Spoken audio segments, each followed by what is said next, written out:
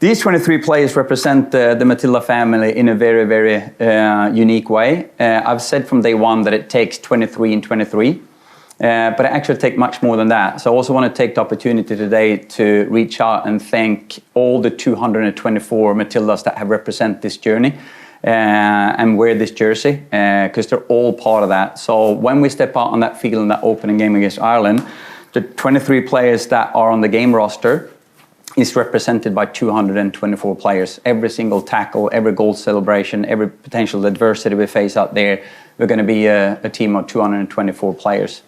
And the other thing I want to say is we're not just going to be 224 players, we're going to be a football nation that unites around this team, and these 23 players represent so much more than just the players.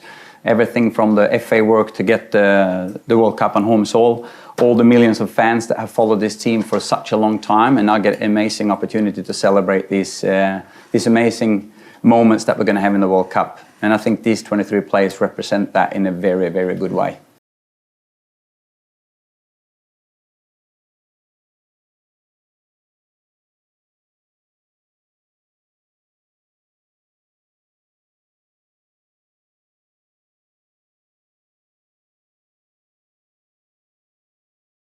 Yeah, I'm very honoured.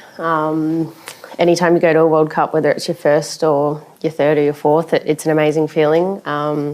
Something you can never, ever take for granted, and I never will.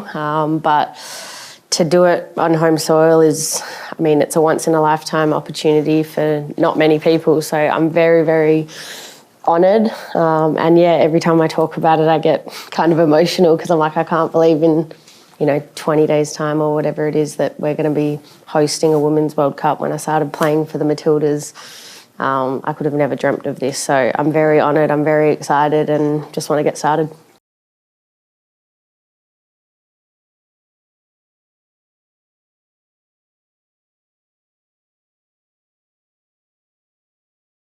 What we've said, talking about the mental state of the team and the focus, is that everything we do is to preparing for that opening game against Ireland. Make sure we nail the game plan, know exactly what we're going to do, that every single player feels prepared, no matter who's available that day, and not just from a starting lineup perspective. Last week, for example, we played a closed-door scrimmage where we also looked at the last part of the game and looked at the finishing lineup and what that can look like. Look at all the different scenarios, all the different aspects. So when we step into that opening game, the players are going to feel that everything is planned for, and that's our focus right now, just the opening game against Ireland.